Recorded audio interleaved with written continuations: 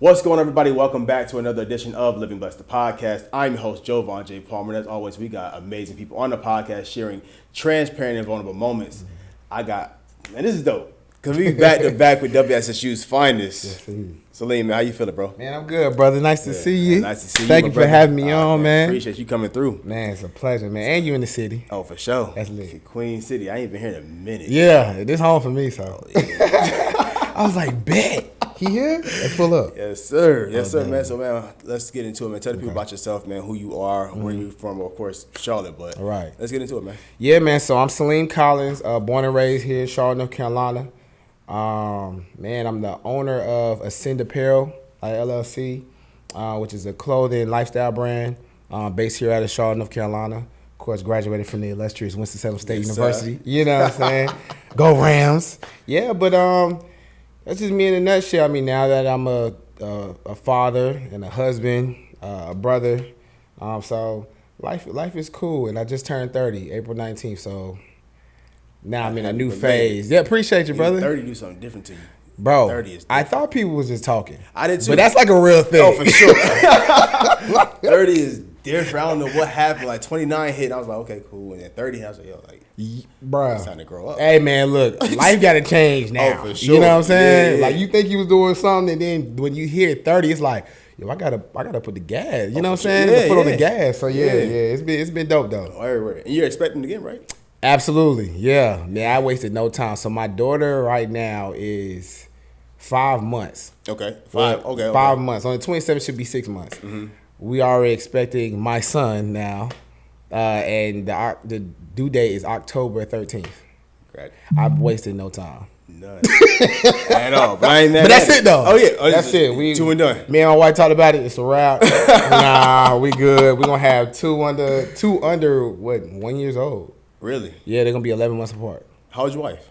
So my wife is 28. Y'all met at Winston, right? At Winston, yeah. Bro, it's funny. We met the day before graduation. Really?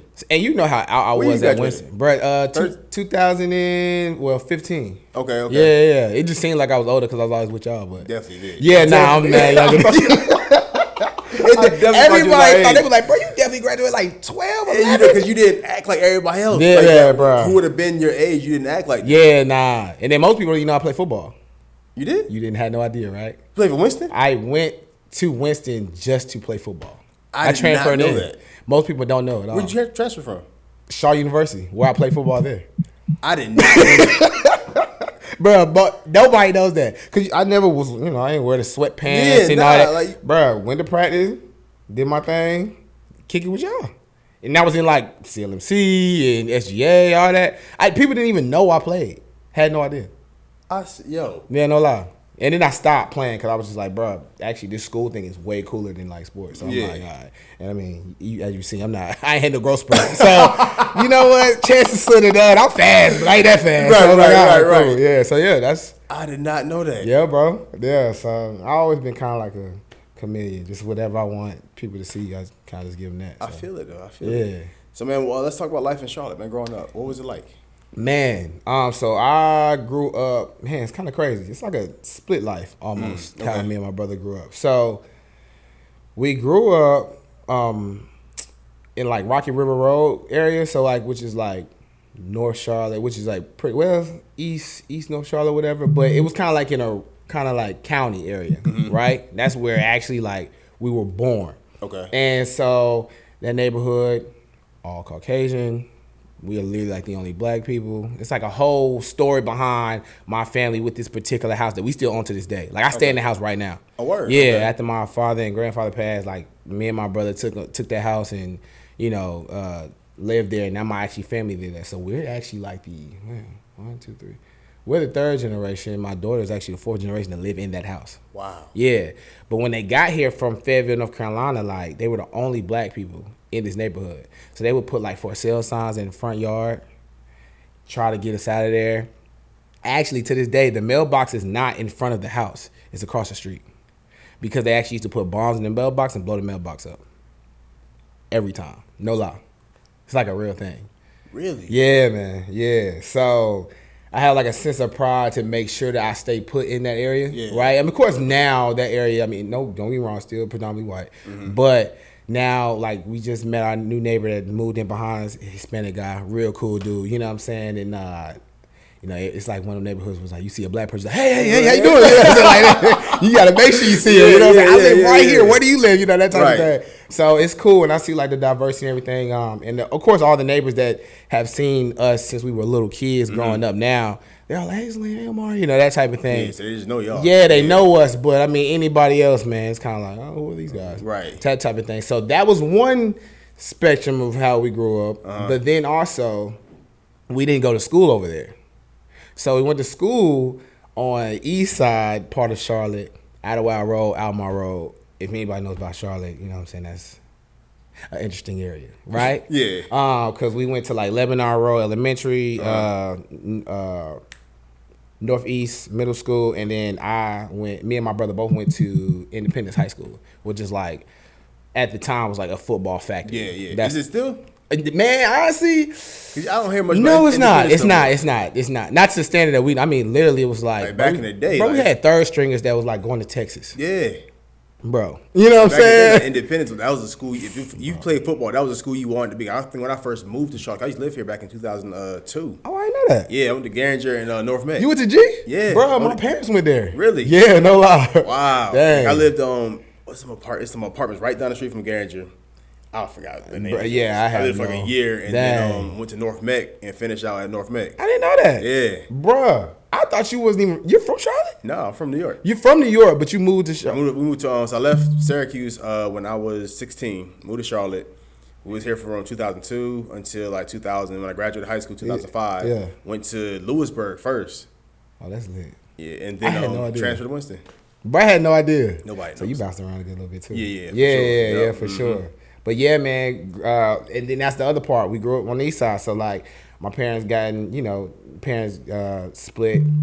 So myself, my brother, and my mom, we moved in with our grandmother on Idlewild Road, and so that's where like, you know, a lot.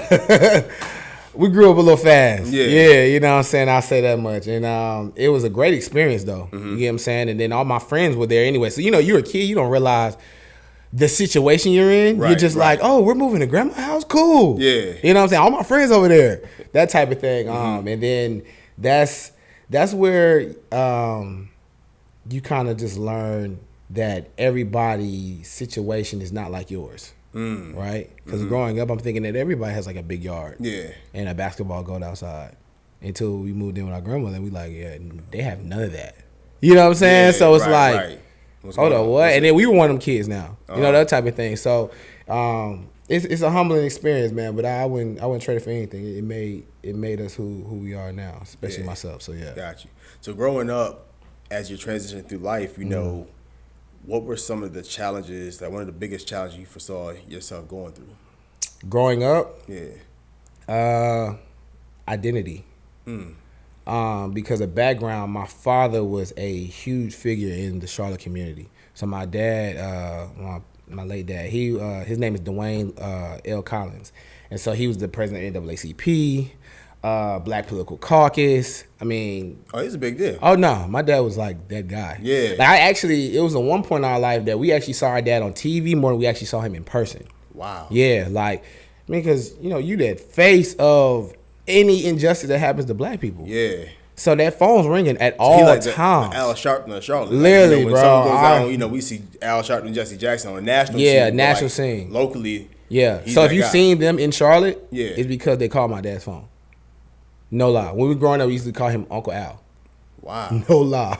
I'm dead serious. I did not know that. Yeah, it was like a real thing. Yeah. So of course, I mean, he's been that figure since we were born. So you naturally, I mean, we were on the front page of the Charlotte Observer, myself and my brother, at age 4 or 5. You know what I'm saying? And so, I mean, I remember times where we were like at home playing on like a little T-ball set or whatever. Yeah. And my mom flipped out because Channel 9 News pulled up at the crib with their cameras and stuff like that because my dad, there was something that happened. I think a black guy got shot in front of his kids. He was waiting for his kids to get out of school and a cop shot him. thinking they had a gun or he was like stalking on little kids and he was just waiting there for a kid. Of course, my dad was all over it. Dang. So news crew wanted to know what was going on, and my dad wouldn't take any comments at the time. Mm-hmm. So they pulled up at the house. My mom flipped out. So they live. Live.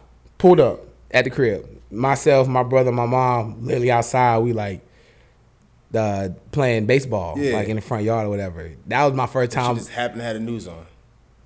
Bro, literally. And then that's the first time when I was like, it raised to me like, whoa, it's like a big deal. Yeah. You know what I'm saying? And so it was kind of cool. That part was kind of cool. But as far as identity-wise, though, when your parent is a figure that's that big in your local community, sometimes you always get the, oh, you're Dwayne's son.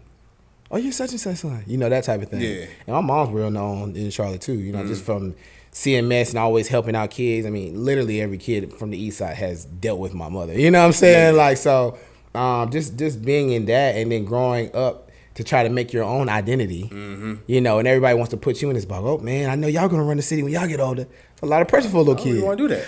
Actually, I don't. You know what I'm saying? Which is crazy. I mean, of course, I care about my people, and me and my brother still do stuff for our people. I'm just not going to.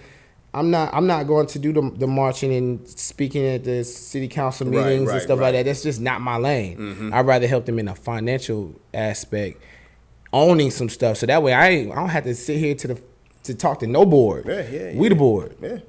Move out the way. That type of thing. That's my thought process. I feel like it's more power that way. Absolutely. Yeah. Now, don't get me wrong. Back in the day, that's what my dad and everybody that was with him, that's how they had to do it, because there was really no real areas for them to actually own certain stuff at that time, because this is Charlotte. Most people don't know, like, this is the banking capital of America. Yeah.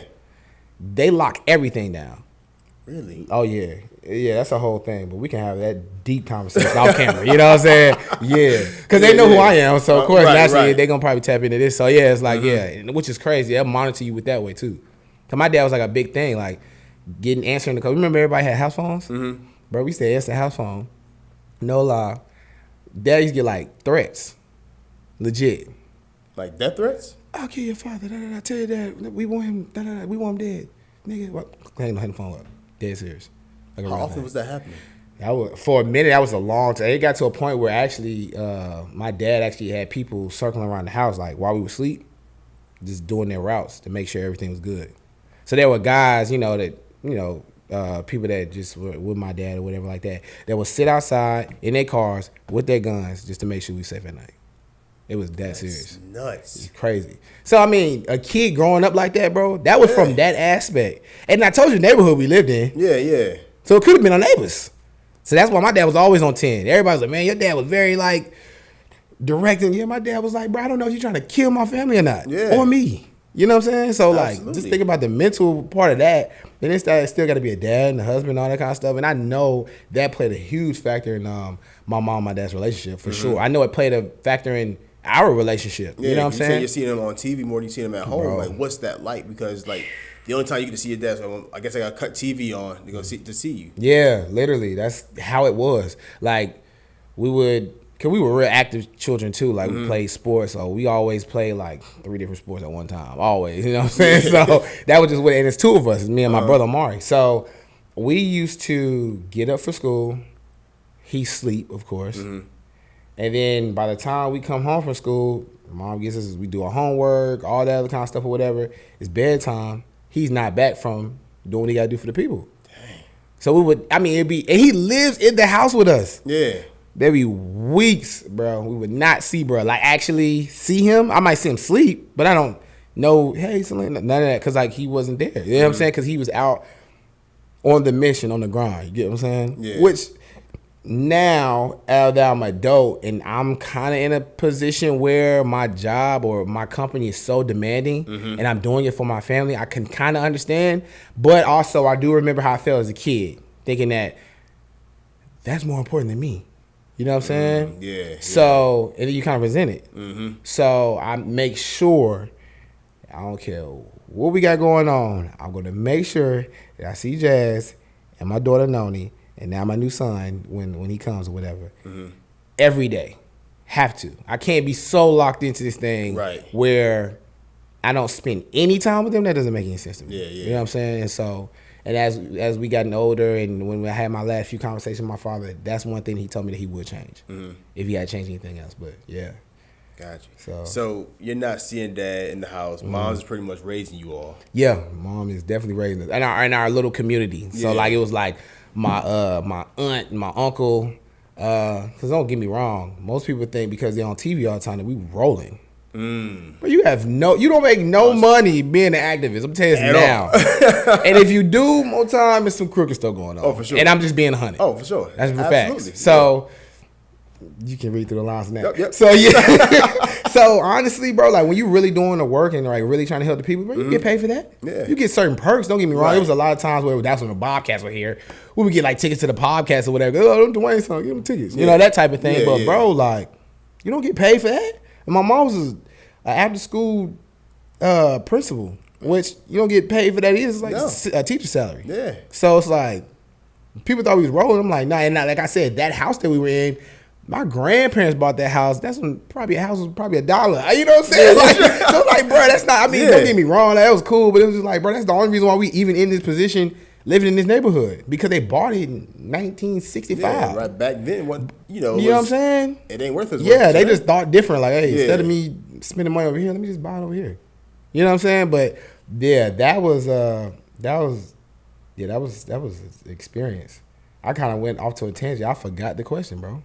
Nah, I did too. That was good though, because like you think about it, one, because your pops is an activist, they think of course y'all loaded, y'all got bread for days. Yeah, definitely. Two, you're not seeing your dad, you know, as often as you would like to. So it's like dad's not waking you up for school, right? Having breakfast with you, right? Dad's not tucking you in, reading you a bedtime story. He's not. I'm assuming he's not at the games. No, he was not at any of the games. So you looking for you at the stage playing basketball, football, baseball, whatever it may be. And we were good. It wasn't like one of them things where it's like, oh, y'all kids, all right. Right. Bro, we was like that. Yeah, like, yeah. Bro, it got to a point. Ask the facts. It got to a point where my mom used to have to come to my games with a birth certificate because they thought I was older.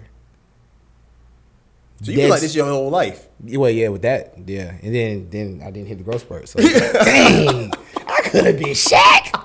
Are you serious? Don't feel good. My doctor played. He told me I was going to be 7 foot. Bro, that's the thing. He played. Oh, 6'6", easy. Yeah, my doctor played. Bro, I am all of 5'9". Okay, I say 5'10" on a good day. Real talk. And you go on Instagram. I mean, if you go on Google right now, myRivals.com probably say I'm 6'1". Bro, you clearly see I'm not 6'1", bro. Coaches was padding stats, bro. Crazy. But yeah, bro. Like, yeah, that was tough, man. That was tough. That's really why we got so good so quick. Because I thought the better I played at this sport, and the more noise that I made, that would make my dad come to the games. So you going hard just for Pops to show up? I was not going hard for myself. I wasn't going hard for any accolade. I was literally going hard to be like, yo, if I go hard, I'm going to get so good at this, he has to come to this game. And is he showing up?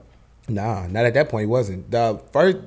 This is where our relationship actually got a little tricky. The first time my dad actively were at my games weekly is when I started getting really noticed for football, and that's when I was at Independence. Like my sophomore year, like when coaches started calling, like, hey, we can't recruit your son now, but we just call him because when he hits this junior, we coming type thing. So like when coaches started calling, like I was getting mail from like Clemson and NC State and all that kind of stuff. So like when those started, you was that guy. I was all right. I mean, but at that school, I wasn't that guy. Really? Bro, it's literally an NFL factory, bro. Like, bro, nah, I was just one of the players on the team. Don't get me wrong, everybody like, lean straight. But, but nah, man, actually, one of our top players, he went to Winston. His name was Anthony Carruthers. But he was like Gatorade Player of the Year. You know what I'm saying? Yeah. Yeah, he played at Winston. Wow. Yeah, no lie. But like, bro, we had like, I mean, later on after he transferred, all of us transferred in these places. But like, yeah, bro, like, no, I was just one of the players.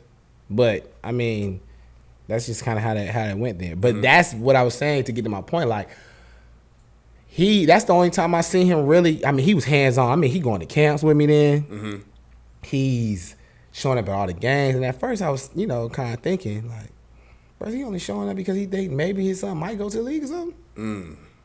You know what I'm saying? So then I'm older now, and then my brain, now that's one thing he did teach us though. Like, we're very intellectual thinkers. So like we think about everything we do. So even in situations like that, I'm thinking like, what's the real root cause of why my dad's here? I know I want him here, which I did. I really wanted him there, and I love the fact that he was there. But I was always questioning like the motive. It's like, okay, like what are you here for now? Because you ain't showed up. You ain't showed up at first. You know what I'm saying? Like when it was my uncle and them telling like, yo, Lean good at this joint. You ain't come. But now when it's like, you know, it's right there in front of your face. You know what I'm saying? Now it's like, oh, okay, these coaches calling. Salim really that good? For real? Let me go out here. Yeah. That type of thing. But then now in hindsight, after we had these conversations with him later on, that was really when he was actually like, a light bulb clicked in his head like, yo, I need to stop as much as I'm doing for the people and handle my business with my kids. You know what I'm saying? I didn't know that at the time. Yeah. This was years later when we had this conversation. But he got to the realization of that. And, of course, I know it was hard for him because I'm very strong-minded. So, I would express my feelings about that. Yep. I'm like, man, you just around, man, because you think, what I'm saying, it's going to be a meal ticket. You think I'm going to take care of mom? This is wild. You know what I'm saying? I'm a teenager, bro. Right, so, you big-headed already. And then everybody telling you good. Right. So that's even worse. It's going to go to the head. You know what I'm saying? Yeah. So it's like one of them things. It was wild. And I was in a tough place back then. Yeah, I was in a tough place back then. Because, even then, like I told you, I was at a football factory. So some of the recognition that I thought I should have been getting, I wasn't getting. Because I got to split it with 11 other guys on my side of the ball, not to mention the other 11 that's on the other side of the ball, and the reserves. It was so much pressure at that school. That was another thing from like a mental standpoint. The pressure in that high school playing ball, people don't really understand. When I hear people like, oh man, I was that deal in that high school, I'm like, okay. You had ESPN in the hallways while you going to fourth block? No, you didn't. That's like a real thing. You know what I'm saying? Yeah. So it's like, I can't never, when we had those old high school conversations, I'm like, it's a little different. Yeah. Now, don't get me wrong. There's some players like St. Aquinas or like some of the Hoover High School that had like the two-a-days joint. Yeah. They, like, I can, like some of those guys I still talk to this day because we was at camps. But we can understand like the level of stuff there, but it was kind of hard. But like that mental pressure, because you have like one bad game or like one bad week of practice. Bro, the dude right behind you was taking your spot. Because he's like that. Oh, so this dude's waiting for you to mess up. Oh, yeah, for sure. I was one of those dudes. I was waiting for those guys either to graduate or mess up. I'm taking that spot. Because once I get here, it's a wrap, I'm telling you. You know what I'm saying? Yeah. And that's everybody's mindset. You had to, there was no chill days at practice. Walkthrough. What is a walkthrough? Bro, Thursdays, we full pass blowing it up like we ain't got a full game tomorrow. Because it's like, bro, if I slack off in this practice, this kid's about to take this pick to the crib. Coach will be like, and try to put him in the second quarter. You know what I'm saying? Yeah. And because you're blowing teams out too, you will know you only got a certain window. True. Bro, we used to be blow teams out by 40 points. Oh, absolutely. So I'm only playing 2 quarters to get the stats. You know what I'm saying? So, it's like one of them things. So it was mentally, that was crazy. But I'm glad that happened too because like my mental fortitude, nothing's really too tough. For 4 years, you were in an environment like that. Actually, it got easier when I played college ball. Because college ball, half the time we practicing in shorts and pads. That was it. True. Kicking it. Yeah. So y'all full pads in high school. Full pads, weightlifting in the mornings before school. Weightlifting as a class in school, like as a major, you have to do that. You have to have weightlifting class during school. And then, you got practice. And then even on weekends. Like, it was solid. Bro, it was a lot. That was a lot. But it was cool, though. So, yeah, that was pretty much everything in that shit. As you growing up, like, what's the relationship like with moms? Oh, man, my mom was the GOAT. I love my mama, man. Yeah, especially when you're a kid and you just realize now that I really know what situations we were in. Because, parents do a great job of hiding, like, it's not as bad. Yeah, but that shit bad. You know what I'm saying? It don't look like it was bad, but it was actually bad. You know what I'm saying? When you look back at it and then you start buying houses and you realize, like, my mom bought her first house that she actually owned 2 months before I did. You know what I'm saying? Yeah. That's kind of crazy. It's like, bro, so we never owned this house? Like, nah, your granddad and them let us stay there. Wow. So we was staying with our grandparents. Whole time I'm thinking, my granddad stayed with us. He lived with us growing up. I'm thinking that granddad's old. He's staying with our parents. Like, no, we was staying with him. Wow. So the whole time you ain't know that. Whole time. And I told you, when we moved to the east side, we was staying with my grandma. So we never had our own house. Wow. We always staying with somebody. Yeah. Literally, until I own my own house. Literally, that's what happened. And where'd you buy it? I bought here in Charlotte, and that was after Winston, after I graduated. Okay. So this was 2017. Oh, you was grown. Huh? You was grown. What you mean? You leave college, you go buy a house. Oh, nah, man. I had some money saved up from some old stuff. So yeah. Really? Yeah. Because I went through buying no house. I'm still not thinking about it. I'm not gonna travel the world. Yeah, I bought a townhouse in 2017. Yeah, I did. So now I got some other property and stuff too with my brother. So yeah. Word. Yeah, So man. I'm doing it. But that's why, because I knew we was staying with everybody. I'm like, I was in a thing like I have to own stuff. Yeah. Because ain't nobody about to just tell me when to get out of there. You know what I'm saying? Yep. I make that decision. So and that's why that's big on me. Mm-hmm. So even like when I'm about to move to Atlanta, like I could buy an apartment so I can hurry up and get there. Now I got my kids, I got my wife. I want to make sure that they settle. Everybody's settled. I'm in a good neighborhood. All that kind of stuff. I'm taking my time. So that way, when we get there, and then when I get in the grind and working and stuff like that, hopefully working hand in hand with you. You know what I'm saying? Hey, making some money. We here. Look, we in there. We tied in now. But for real, man, like that way, everybody's secured. Now we can go and do what we gotta do. So, absolutely. Yeah, man. Yeah. So now that you've grown, like your pop's relationship, I guess it was a little strange. And then does it get better, or like now the pops are showing up to the game, just stuff like that? Or is it? What is it like now? It was more so like now he's like my advisor. So it still wasn't like a dad thing. It was like all right, Salim, no tattoos. Dad, I want an earring. No earrings. College scouts are not gonna like that. Mm-hmm. But my friends all got tattoos, and he know one corner of the nation. Yeah, all right. No tattoos, like that type of thing. Yeah. So it was kind of like business. You know, going to camps. All right, Salim. Always. When the lights is on, it's time to perform. That's my dad's favorite slogan. I say that now. It's so crazy. It's like when you're a kid, you're like, I don't want to hear any of this. Right. You know what I'm saying? But now, I mean, before I came in here to do this podcast, all right, lights is on, it's time to perform. It's my mantra, bro. That's my thing, bro. When the lights are on, it's time to perform, bro. My brother say the same thing. I hear him all the time. Yeah, bro. When I say our house is like, bro, our house ran a certain way, bro. Like, it was no room for, I wouldn't say weakness, but it was so competitive. Because if you played a bad game, dad's talking junk the whole time back home and while you at the crib. What's some of the things he's saying? Oh, man, bro. They probably gonna be like, your dad's horrible. I mean, yo, why you miss this tackle on such and such? You know what I'm saying? All right. They're going to take a spot next week. Like, stuff like that. Ate you up. Oh, man, what? You say you want to do this, right? Like, stuff like that. You know what I'm saying? Which is, luckily for him, he had kids that, like, we love kind of, I like you challenging me. Yeah. I can't do it. Bad. Say less. 2 picks to the crib. Like, you know what I'm saying? It's like stuff like that. Like, you know what I'm saying? Like, so we thrived off of that. I mean, every time, my brother every time he would say something crazy and I would get so pissed off, like, I had a temper thing. My attitude was horrible. Like, I'm lifting weights. Beep. Like, just trying to always one up. So that way, the rise home, I know I would never have to hear no conversation. Don't get me wrong. I'm not going to let my mom get off the hook either. My mom was very tough, too. Really? Salim, you played lazy today. You know, stuff like that. You know what I'm saying? Like, my mom wasn't there. I mean, now, she wasn't crazy, like, you know, OD like my dad, but, like, my mom's super competitive, too. She's like, you here? House for the competitive people. Everybody. But my grandfather is the same exact way.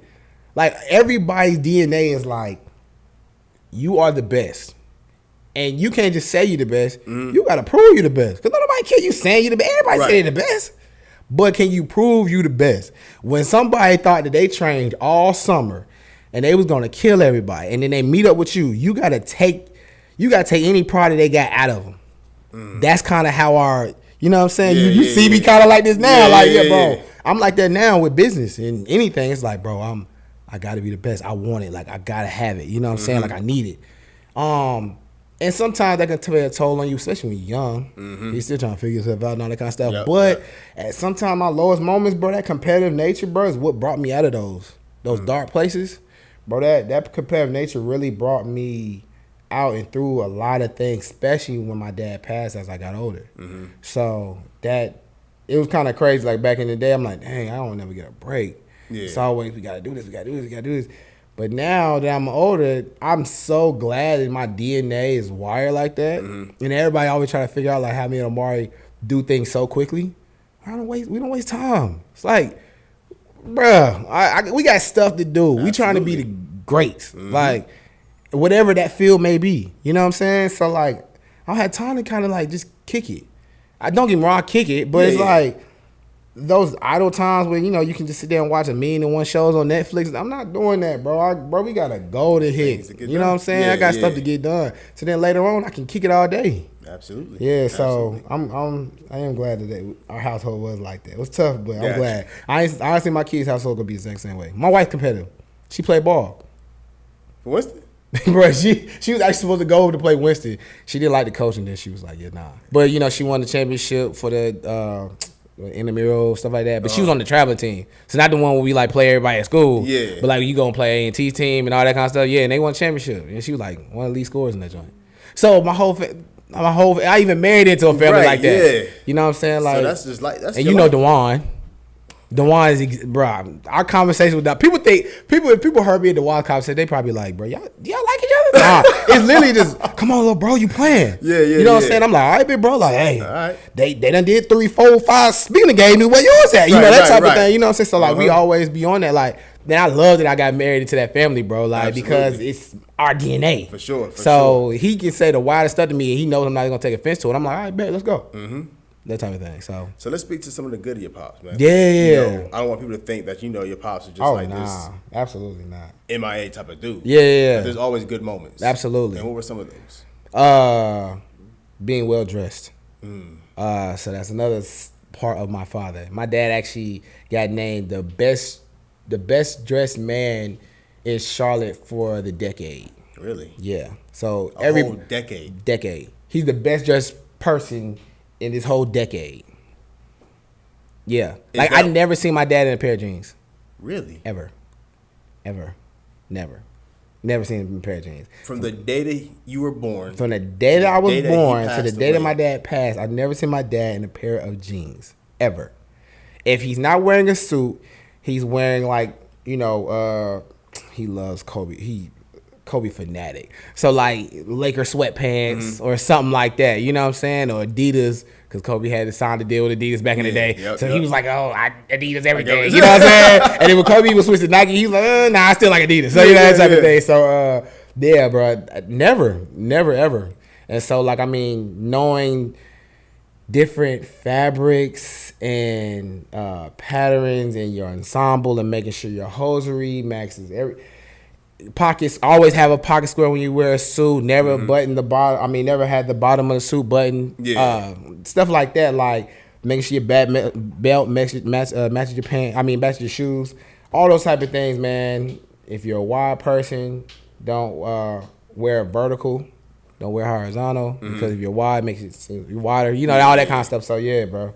It's it was a lot. It was a lot. So yeah, but I learned being well dressed, speaking, because I mean it's literally all we watched him do. Right. You know what I'm saying? Speaking or whatever like that, and man, a lot of different things, man. So it's, and then of course perseverance, and like, you know, the not a cockiness about yourself, but a confidence about yourself. Yeah. And then most importantly, knowing where I come from, my people. So that's one of the main things. So. Because he was big on that. I mean, like, my name is Salim. What does that mean? It means peace. So, yeah, Swahili is from East Africa. Okay. It means peace. My middle name is Du Bois. But in French it's Dubois, after W.E.B. Du Bois, which is, you know, scholar. Was this an intentional name given to you? Oh, yeah. He intentionally named myself and my brother. So, my brother's name is Omari, which means the highest. It's Swahili from East Africa. And his middle name is Garvey, after Marcus Garvey.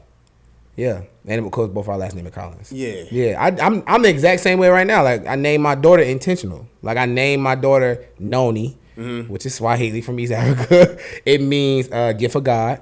Okay. And then her middle name is Truth, after Sojourner Truth. That's hard. Yeah. So all of ours is like, you got an African name, and your middle name is always based off of black activists. You know what I'm saying? So, yeah, it's like one of those things. So, wow. So stuff like that, man, just knowing the importance of you as a person and what you got to do and as a people. And he taught me, like, a lot of stuff. So, yeah, that's really the main thing. Got you.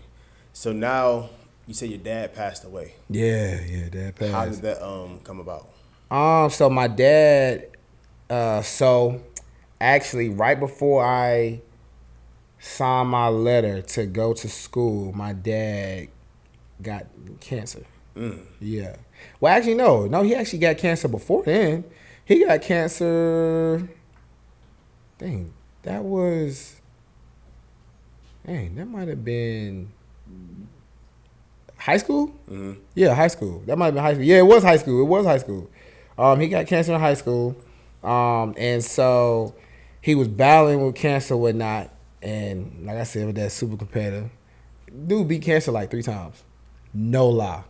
And I'm talking about his first stage of cancer, whatever, he had it, and that was a little rough for him. Watching your parent lose their hair, and my dad's well-groomed guy, always put together. You know what I'm saying? Even when we were around the house, he put together.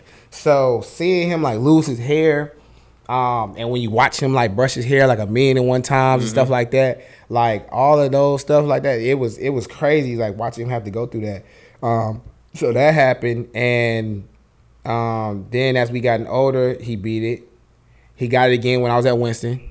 I remember right after that when he got cancer, Dick Gregory came to school. So by then I was alpha, so that's I was talking to Dick Gregory and all that kind of stuff. So he got cancer then, and then he beat that. And then the last time is after when I got out of school. Actually, I had a job to go to Nationwide from Winston, and I turned that job down to stay at home and take care of my dad. So I got a job here in Charlotte. Yeah, so that's kind of how I wasn't even supposed to come back. Really? Yeah, and so man, cancer. And this last time, you can just tell when somebody's tired. Yeah, man. You've been fighting his whole life, bro. Literally, bro. Yeah, it's just been fighting. Yeah, literally. He was a whole lot fighter. He's the only child, so every time he get bullied, he said all the time. Every time I got bullied, it wasn't no go get my big brother. I gotta fight him myself. So he's a fighter. So his natural mentality was that. That's why he instilled that in us too. Like we the same way. So he man, this last one was tough because I was so hands on with it. Like I was right there with him, like every day, like making sure he was good and trying to make sure everything was straight with him and stuff. So and then I remember like it was yesterday when he told me, he's like, Liam, I think I'm done, man. I'm done fighting, man. I'm tired. I think I've done enough. And when he said that, for him, he's always the one that, you ain't done. You got enough in the tank. Keep pushing. Yeah. When he told me it's time for me to rest, I was just like, wow. And that took me somewhere else, man. I bet. That did. But you know what? And this might sound crazy, but had he not gotten cancer, I don't think we would have got as close. And I wouldn't have got to fix all these things that were broken in me that I didn't think that were broken in me. Gotcha. You know what I'm saying? Yeah. Like that last 2 years when I came from school, and stayed and like was with him every day. This is the most time I've ever spent with him in my life. Like every day I'm with him. You know what I'm saying? Like I go to work, check in with Jazz. Hey, I'm going to Dad's crib real quick. Or sometimes she'll come with me. You know what I'm saying? And me and him sitting up. I noticed something like when we're not talking, he feels the can. Oh, this hurts. Oh, that hurts. When we talking, man, he don't feel nothing. He just in there laughing and, boy, you remember this? And, you know, that type of thing, and talking about my brother. And he got satisfaction out of the fact that me and my brother were doing so well. So he's like, yeah, man, I got Salim, and Salim guys on company. You hear him on the phone. Yeah, Salim guys on company. Center Apparel, him and Kamari, they doing their thing, boy. Yeah. They got sneakers and all that. He's hype. Well, no, actually, that was before this nigga. He was like, he's designing a sneaker, and I'll tell you that story. And then, you know, Amari out there with Cam Newton, boy, he big time now, all that kind of stuff, doing that camera, he's proud man, of he's so proud. Yeah. So it was like that gave him energy to keep pushing, you know what I'm saying? So, I mean, it got bad. When I say it got bad, I'm talking about like I've been in meetings, in the doctor's appointment where we'll take them, they like, yeah, we got to take your dad to hospice. It's over with. Can't nothing we can do for him. Bruh, in hospice, and you know, I'm feeding him the same thing he's feeding me. Man, bro, they just talking. They don't know nothing, Pop. They don't know you, bro. Come on, let's get it. Learning him, he had to learn how to walk again.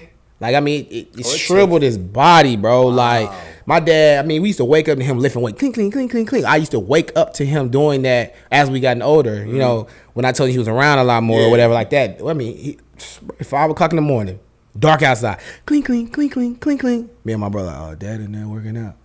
We'll go out there and work out with him. You know, stuff like that. From that to seeing him, I mean, you got to help him out the bed, help him get in the bed, move over, roll over this way, like. They're like, man, the superhero, bro, is like now not a superhero, bro. Like, and he needs help like a baby. You know what I'm saying? He went from that point, man, bro, walked out of hospice, bro. Walked out of hospice. Went and started driving his car, living his life back again. Oh, so there's nothing stopping him. Bro was different, man. My dad had a different DNA, bro. Thank God I got it. I know I can always pull. I'm like, oh, I seen him go some crazy stuff. Yeah. So yeah, man, it was crazy. So and then like I said, then he came back and it was just kind of rough. So he had multiple myeloma, so which is like bone cancer, and also he had colon cancer. So it was in 2 different spaces. Yeah. So and that was that last time. So it was like double the whammy. So it was just like, yo, we had both of it at the same time. Same time. Yeah. Bone cancer was literally like it's your bones, bro. Yeah. You know, so it's all in your bloodstream. And then and colon cancer, which was crazy. So I mean, he had to use a bag and all that kind of stuff. It was wild. So yeah, man, watching him do that, but man, I cherish that time so much. Thank God, bro, that not that happened. But really, it was that moment and my brother. Because I was at a point where I wasn't even talking to my dad. I was like, man, I'm not talking to you, bro. Because, like, you know, my dad, you can say some wild stuff sometimes. Yeah. You know what I'm saying? I'm like, yeah, nah, I'm not talking to you. I'm a grown man. I'm not talking to you no more. So I was not talking to him. And, bro, at one point, it was like 6 months. Okay. It wasn't too long. And the reason why is because my brother Omari, he's like, yo, hey, man, you and dad like the same person. Y'all both stubborn as a mug. Talk to dad. Man, he the dad. He need to be trying to talk to me. He's like, man, come on, bro. You're a grown man now, bro. Yeah. Go fix that, bro. Or I'm not talking to you. My brother everything to me. You know what I'm saying? Like, he's my best friend, literally. Because we're so close in age. Yep. Like, I'm 30, he's 29. Okay. Yeah, you know what I'm saying? So mom was wasting no time. But yo, like, bro, so when he said it, I'm like, my brother, we have a little brother, big brother dynamic. It's like, that's your little brother. I'm the big brother. I pretty much kind of tell you what to do. You know what I'm saying? Nah, that was his first time really like, nah, bro. Nah, I'm telling you, you need to do this. So, and I'm so glad he did, bro. And that's how it happened. So I learned so much from my dad in that 2 years time, bro. That saved me, bro. I probably wouldn't even be talking to you right now, doing anything kind of like accomplished because, man, nah, because I had so much I was dealing with. So yeah, that was tough. But yeah, it was different. So now, Pops is gone. Yeah, Pops gone. Yep. How are you as a man now? Man, at first I was lost. You don't really know how much somebody means to you until they're gone. Yeah. Right. Because my dad was loving, but not too loving growing up. And then when we got older, he was always like, love you. See you later. Call you. Bro, he called me every day, 2 times a day. It was like, bro, Pop, bro, I'm doing a meeting right now. Yeah. All right, man, call me back. You know, like, type. I was like, bro, I don't want to talk to you right now. You know what I'm saying? Like, I'm about to hit you on the party, you know, stuff like that. Like, and then, man, now, man, they used to get on my nerves, and now it's like, I miss them calls, bro. Like, I miss going to the crib and just talking to him for hours, bro, about everything. Yeah. Because my dad's a super highly intelligent individual. I always tell people all the time, I've been in the rooms with a lot of smart people. My dad's literally one of the smartest people I've ever met in my life. Gotta be. I mean, because somebody that's book smart, but at the same time, I mean, he deals with his whole life. He's been dealing with people. So then it's not like he ain't talking to no nerd dude. Like, he can talk to you however anybody that's in front of him. He can match the conversation. I think I end up getting that. You know what I'm saying? Like, it doesn't matter who I'm talking to. I can make myself appealing to them. For sure. You know what I'm saying? The conversation. Yep. And I miss that, bro, because like now that I'm a father and a husband, I want to ask him questions. Like, yo, dad, yo. Yeah. I mean, even though, a lot of questions. It's so many times where I'm like, bro, I could just ask dad, and I'm like, damn, I can't ask dad. Yeah. Or I can ask my grandfather, and I'm like, bro, I can't ask my grandfather. And when did your grandfather pass? My grandfather passed 2 years before my dad passed, and my grandfather was like my dad growing up. I told you my granddad lived in the house with us. So when my dad was there, my granddad was there. So it was like my mom, my granddad. My granddad was like our dad. You know what I'm saying? Along with my Uncle Derek and stuff like that. But like it was like in the house, my granddad was our dad. And my granddad was, he was a math professor at John C. Smith, super scholar. A math professor, yeah. He was over the math department at John C. Smith. God. So yeah, our pedigree is actually pretty cool. I ain't gonna lie. Oh, for sure. Yeah, it's actually pretty dope. It's really dope. Low Actually. key jealous. Nah, bro, like it's cool, bro. I mean, I used to kind of shy away from that. I don't want people to know. I'm from the east side, bro. My dad, we like everybody else. No, I'm not like everybody else, bro. You know what I'm saying? And I'm glad that I'm like that. You know what I'm saying? Like, don't get me wrong. From Wayne's standpoint, like he had his own money. That wasn't our money. You know what I'm saying? So, and we felt it sometimes. You know what I'm saying? Definitely felt it sometimes. But like, bro, like, yeah, he was a math professor at John C. Smith, and he was a scholar of scholars. So, you know, like we used to be like, I'm from the east side, so we would be at our grandma's house, but then we'd come over there. I'm like, hey, granddad, where my basketball at? Behind the preposition? Like stuff like that. Oh, sorry, granddad, where's my basketball? Like stuff like that. He would always correct us. You know, me and Omari about to go down to the store. What? Omari and I are about to go to the store. Stuff like that. So, which when you're a kid, you hate that. But you know what I'm saying? Yeah, but it's like, oh, bro, you always correcting me, bro. But like, bro, the thing is now it's like, bro, it all came in full, bro. I'm talking to you real casual now, bro, because this is how I like. Right. You know what I'm saying? But like, bro, I can switch the thing on and off whenever I need to. So it's man, they play so much of a bigger part, and they gave me so much wisdom, bro. Both of them. My granddad had his slogans too. All right, before we always leave. All right, don't take no wooden nickels. Don't take no wooden nickels.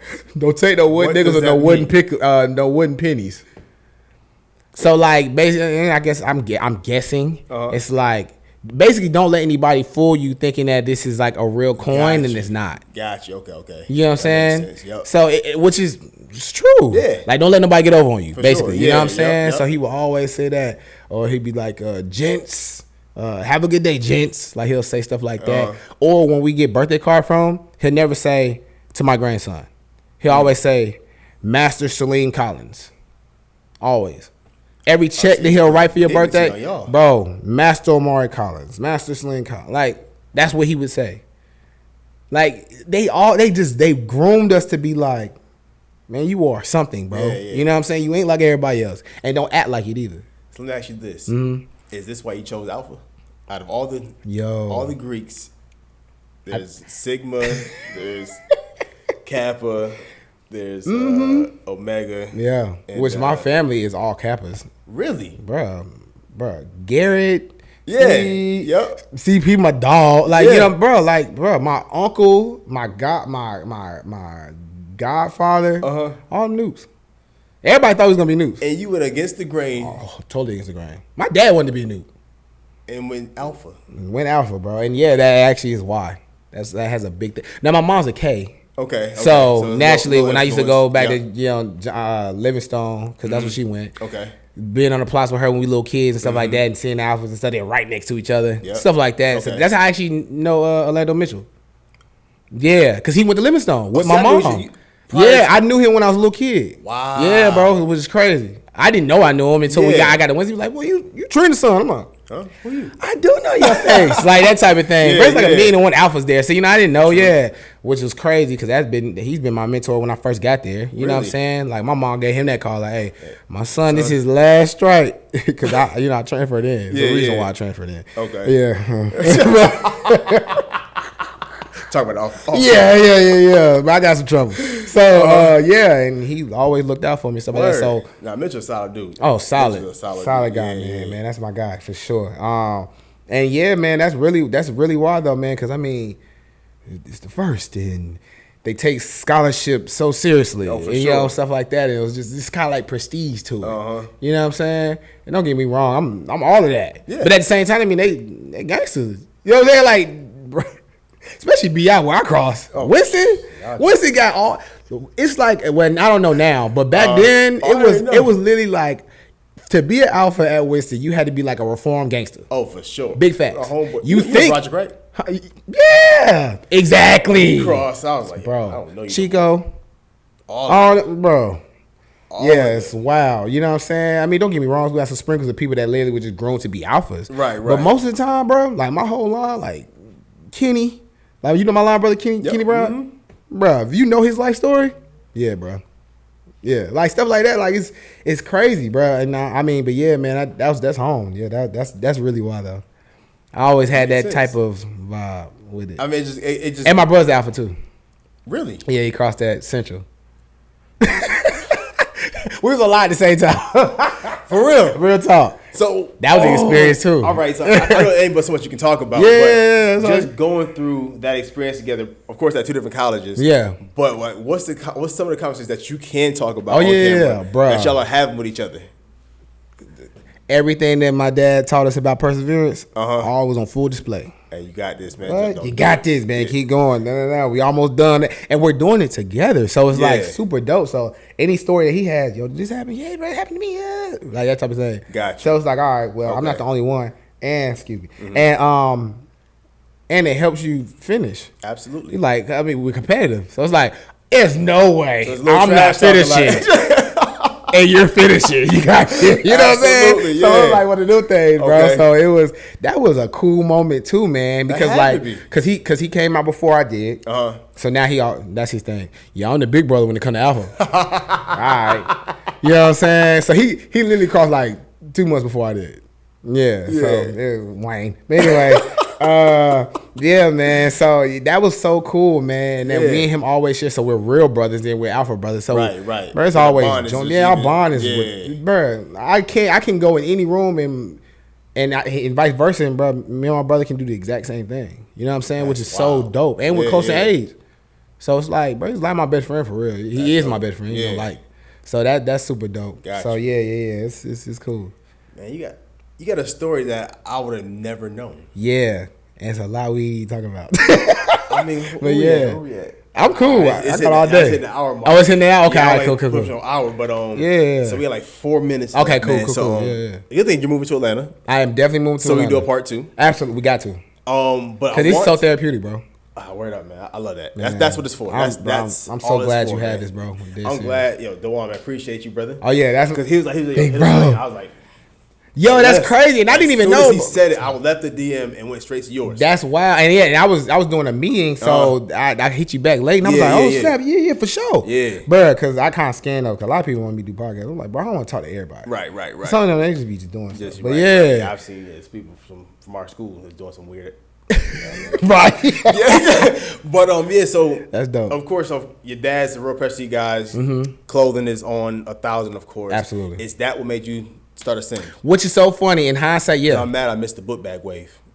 Yo, I thought about that. You was supposed to get a bag like when we first came out. I remember that. What happened? I think. But now I know your story though, because we came out in 2017, 18. Yeah. And you told me you were trying to figure out what you was doing. Trying to figure out my whole life and finances. And stuff. And, so naturally, I wouldn't try to ask for no discount. That's what I do. That price point was like 160, I think. Yeah, I was like 160. That's so crazy. I was selling that good of a bag for 160. I would never do that again. Why not, bro?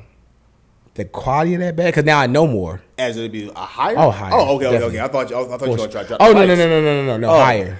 Just looking at them joints. Dewan has that bag from 2018 now. I know he do. He never bought a new one. That's the original one. Bro, you see how in condition it is? Yeah. Bro, well, we was wild. Anyway, that's a whole nother story. I missed, because I asked, who was I talking to? I don't want to call him by his Instagram name. Bro, I know most people by the Instagram name. I'm going to be honest with you. It's your cousin, though. Micah, yeah. Oh, yeah. But go Jimmy 2 times. I asked because y'all got the duffel bag out. Yeah, the duffel's crazy. I'm bringing back the book bag. I'm not a duffel bag type of guy. I'm a book bag type of guy. Oh, no, we got to. I got to bring it back. Yeah, just let me know. Yeah, nah, I'll let you know. Let me know. Like, before y'all drop, just say. You'll have it before everybody. I got you. I will. My guy. Gladly. So the brand is here, man. Yeah. Apparel, man. Like, where did the name come from? Oh, wow. So that name is dope. Man, appreciate it, bro. You know, when you get out of school, you in that weird, awkward space. Because your identity, you had an identity at school. Yep. You built up yourself to be like this person. Absolutely. And then when you get out in the real world, it's like, oh, none of that matters. Nothing. I threw away. I was so pissed. I threw away every award I got in college. Bro. I threw it all away. Man, we had a similar experience, bro. Threw all that stuff away. I threw all my newspaper clippings, everything from high school, threw them all away. Everything. You know, best friend Joy, right? Yeah, bro. She I was on sounds the so phone solid. with Joy. I was like, yo, what do I do with this? I said, it means nothing. She said, throw it away. I said, what? Wow. And I had a hard time because I was like, I hold on to Hold something. it, I cherish bro. some things like that. Hey, you know, Joy's the type to tell you that too. Oh, yeah. We sat It doesn't mean anything. We were on FaceTime the whole time. Yeah. Throw it away, Jovi. Throw it away. And I'm like, That's crazy. That's so good though. yeah.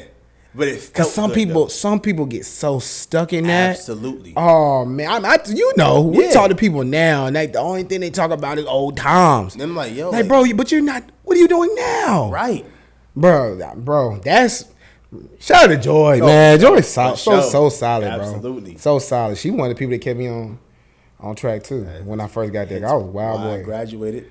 You, bro. 5 years. We was in math class together. Yeah. And I struggled the whole time, but I had to pass because it was my senior year. Oh yeah, you if I got did to not pass that class, It's a I wrap. would have pretty much been there another year. Ooh, to do probably- summer probably classes. summer classes like that. Nobody's trying to do Yeah. anything. See, I was that guy. Yeah, but I'm already a 5th year senior.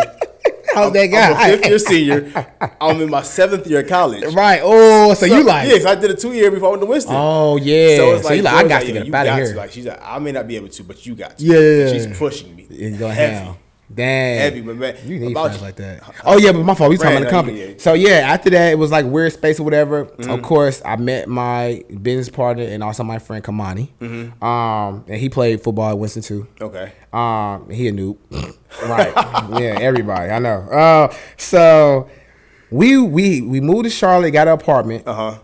We living there. Mind you, I quit my job because I hated it.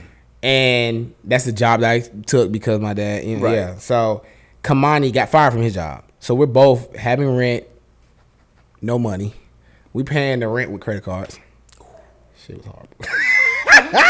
So he's like, hey bro, what we gotta do? Right. Something. And so I was in the room one day and I was like, yo, I want to start a backpack company.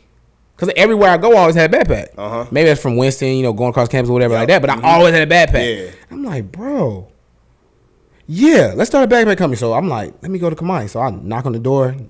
Yo, bro, you want to start a backpack company with me? Now, it's so important that you always do what you say you're going to do. Because people, they don't need any explanation from you when they know you solid. And they know you're going to do the task. Absolutely. Yep. Or Liam already thought this out. I know he did. I'm down. Yep. No question. Yeah, let's do it. It's with you? Just you? Bet, let's do it. Bro, this man has no money. No, nothing. I'm telling him, hey, bro, we're going to start this company, and this is what we're going to do. Yeah. And we're going to get successful off this shit. Trust me. And he like, bet. Whatever you say, let's go. It's we're still exactly the exact same. Right now. We're both, of course, CEOs. You attract the same type of person that you've seen your entire My life. whole life. Yeah, I definitely do. That's insane. I Because know- I a lot of noticed people that. run into a lot of knuckleheads along. But, oh, man. Which I'm sure you probably have. Yeah. But it's like the fact that you are wise enough to pick the right type of person to go in business Oh, with. yeah, man, for sure. Because I've gone into business with some people and it just didn't work out. Didn't work. Yeah, bro. And that's a big thing when it comes to business, bro. Like, that's crazy. That's a whole nother tangent. But we found the name because we were going through the dictionary and Kamani actually was like, yo, I found a name. I'm like, who? It was like, Ascend. I'm like, what's the meaning behind that? Bro, Ascend, it just sound cool. And I was like, okay. And you know what I mean? I'm a meaning person. So I'm like, oh, okay, it sound cool. But well, let me look. What's the root word of Ascend? So Ascend to achieve all things in an upward motion. Dang, that's what we trying to do. Bet. So we can name the company Ascend. Yep. Put a pair on it because that's what it's going to be. You know what I'm saying? And it's like, bro, but it's more so a brand because it's like now everything we do in life, we're ascending. We're going to the highest height of us. No matter if it's financially, spiritually, emotionally, whatever, the root of it is ascend to the highest height. Well, of course, and dollar bills too. Absolutely. You know what I'm saying? So everything we doing is on the upwards. You know what I'm saying? No pun intended, but like on the upward for alpha. You know what I'm saying? So I'm always down for that. So I was like, all right, and it had an A. It was cool. I was a super neo at that time. So it was like, yeah, all right, bet. So I was like, all right, cool. So bro, that's how we came with the name, bro. Sin, bro. It stuck since. I mean, because we don't really try to sell you as much anymore. On the product. Everybody at this point, if you know the product's good. Right. Everything we come out with is good. These sneakers that I got on right now, this is Cinepel. They got 12 I do have a 12. here? Like in the city? Yeah, for sure. Our warehouse is here. I got you. Before I leave, ain't it? Yeah, we got you, bro. I'll come by and grab it. Yeah, for sure. Most definitely. But this shirt right here, this hasn't come out yet. I was about to ask, like, I haven't seen that joint. No, it's not the Ashley That's Watch hard. joint I with like the that. bro. Appreciate it, bro. So I'm just dabbing with some stuff, man. But like everything, man, like the quality has to be A1, but most importantly, when you put our stuff on, we want you to take on the world as you're going to the highest heights you can possibly be. That's really what it's about. I mean, don't get me wrong. I'm a businessman, so of course money is important to me. Sure, but more so, when we get those DMs, like, bro, the message that y'all have, bro, and the quality, and knowing it's two black guys and like that makes me want to, one, buy from you, and then two, also just really just put my best foot forward in anything and everything that I'm doing. And that means so much more to me, bro, than, you know what I'm saying, $24,000 days. Like, dead serious. Don't get me wrong, $24,000 a day. Yeah, we did. Yeah, we've done that a few times. Not the one time, but 2 times. Yeah. 3 times. With sneaker drops, like with these, when we dropped these, bro, that wasn't even a whole day. It was like 12 hours, $24,000, bro. What's the feeling, bro? Accomplished. But at the same time, it's like, okay, well, I can bask in it for a little bit. Competitive. Oh, I'm super competitive. See, like, it's not enough. And I know this might sound horrible. My line brother Kenny came out with his sneaker the same. Sure did, yeah. I was so pissed with him. I'm glad you mentioned that. Bro, he came out. He knew when we were dropping. I didn't know when he was dropping. And I knew that he was doing the sneaker because, of course, Lean High Star my own sneaker. I bet. Boom, boom. You know what I'm saying? Bro, Kenny, super competitive too. And if you know Kenny, Kenny always has a reason why he do something. Absolutely. Kenny knew that, all right, we were going to come out that Saturday at 12 midnight. That's our thing. At midnight, come get it. You know, that type of thing. Kenny drops his the day before ours. This guy. So you know I hit his phone immediately. He doesn't answer. I'm busy. He does not answer at all. Yeah. I hit his phone. I text him, bro, I can't believe you. You know we got kind of the same demographic. Absolutely. Like, bro. Yeah. You know what I'm saying? He didn't answer. I bet. Competitively, I call Kamani and Micah immediately. Hey, yo, meet me at the crib, bro. I bet. Well, what's up? Everything good? Look at this. King. They like, I can't believe Kenny. And y'all shoes are kind of similar, too. Bro, I was so pissed. Not saying King did. He didn't bite. But it's just you know what I'm saying? We found out that we use same manufacturer, all the kind of stuff. Gotcha. So that's maybe why stuff maybe a little, but you know, we design everything. You know what I'm saying? Like, no, we by hand. When you get your sneaker, it's gonna come with like the little Jordan card. Remember the Jordan cards back in the day? Yeah. Ours had the whole breakdown of like, first of all, why we built it, why everything is it, like the memory foam, the reflectiveness of it, everything. I love that because a lot of brands, they don't really give you the story with the product. Exactly. It's just you gotta find the story out. You just I just like, or a lot of people, of course, it's a black business. Right. Support just because. The fact that you all are going, you're finding something that people used to love and bringing it into today's world and with your products. Nostalgic, so bro. Instead of me having to sit down and like, tell me about your product. It's like, here's the card. And it's collector's item. So now it's like every time we drop it, do you really want to be the person that like could have got the Jordan 1 and didn't just because you like, nah, I'm good. Yeah. And now them things selling for like $15,000. So you really want to be the one that not get this sneaker? You don't know what we're gonna do. Oh, for sure. And at this interview, you see how competitive I am. We're gonna get there. Oh, absolutely. So it's like, all right, that's on you, bro. Doubt in my mind you need to buy you two. Everybody, you need to buy you two. One to put on ice, and then the other one so you can rock. Absolutely. You feel what I'm saying? And a memory foam. Your feet gonna feel good. Oh. Yeah, memory foam. What made you choose memory foam? Kamani. I have nothing to do with that. Okay. Sneakers actually had nothing to do with that. Kamani was the one that did. I wanted to just do backpacks. Okay. Straight backpacks, leather bags, luxury. Let's keep it doing. Kamani's like, no, I want to make a shoe. I'm like, all right, yeah, bet. Backpack. Kamani's like, I want to make a shoe. I'm like, all right, cool with backpack. Kamani's like, yeah, here's a shoe. I'm not. Yeah, we doing it. He had this shoe like while you're doing the backpack. Making the backpacks go, design that stuff. He's like, we're doing this shoe. We're doing this shoe. With or without you, we're doing it. Matter of fact, here's the product. Bro, he texted me and was like, hey, go to your front door. I'm like, what? Go to the front door. It's a... got the prototype. Right at my front door. We doing the shoe. I'm like, all right. And that's why I need Kamani, though. Yeah, you know what I'm saying? Because he pushes you in the way that bro, I like comfortability. That's why I moved to Atlanta. I conquer everything here in Charlotte. Bro, I want to go any club, anything. Bro, I can get it from street-wise. I can do whatever I want to do. Mm-hmm. Corporate-wise, I can do whatever I want to do. Activist-wise, I can do whatever. Because they all know you Dwayne's son. Yeah. You know what I'm saying? Like, bro, I got everything. Anything I want. My family need anything. I can call anybody to do it here in Charlotte. I have the mayor's number. Mayor Flowers, I have her number. Like, we talk about redlining and stuff like that because I hate how they doing that. Yeah. You know what I'm saying? And that's a whole deeper situation. Absolutely. You know what I'm saying, with our people. But yeah. I'm getting on the call doing that. Bro, I don't post none of that. Because it's not important. Yeah. Bro, you know what I'm saying? We really doing stuff for people, you know, stuff like that. But anyway, my point with that is I'm getting too comfortable, and I hate being comfortable. So now I'm moving to Atlanta. I don't know anything out there. Atlanta would do it too. Let's do it. And there's a whole bunch of big heads out there too. Your life out. And I love it. And let's do it. I'm telling you now, bro. I'm telling you. I'm with it. When you pull up and hit my line. I'm telling you, bro, because we going to do it. I need it. I need to be in rooms with people like you. Yeah. You know what I'm saying? Just pull up, I got you. Yeah, for sure, bro. So, yeah, man, that's the whole thing, man. That's a sin in a nutshell. We got to do a part 2, man. We got to. Because I feel like it's so much more. It is. I think so. I feel like you ask great questions. I appreciate it, man. Thank you. I learned from the greatest. And that's dope because you have like no pad or nothing. So you're actually listening to what I'm saying and then coming up with your question. Absolutely. You have a great mentor. Whoever your mentor is, he's great. David Shantz, my brother.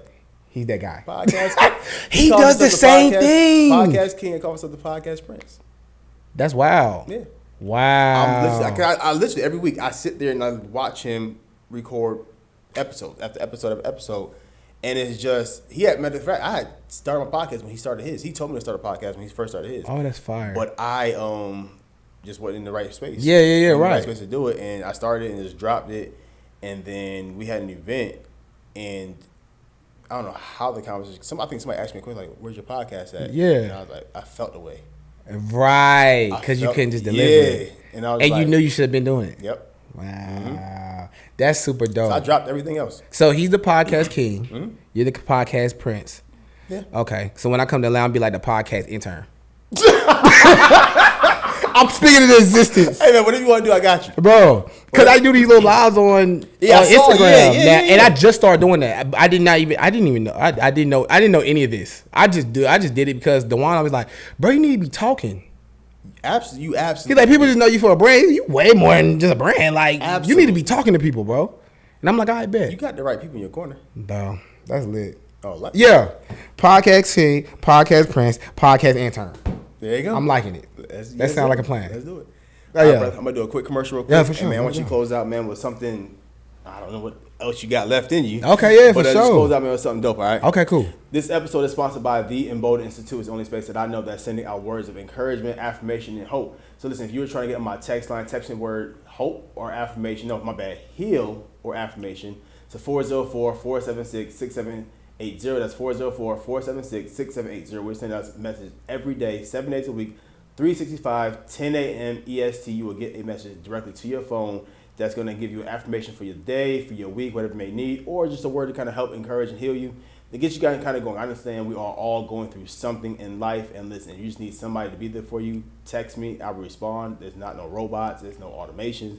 It's me. We doing this thing 24/7, 365. 404-476-6780.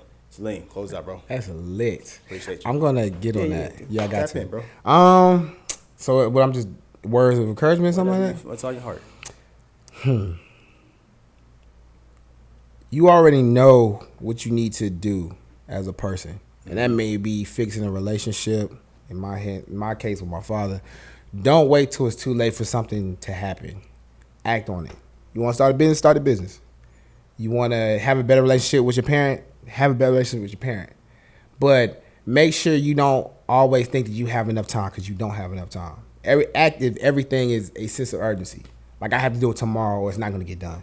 And then when you do that, I think the sky's the limit and success is just naturally going to come to you.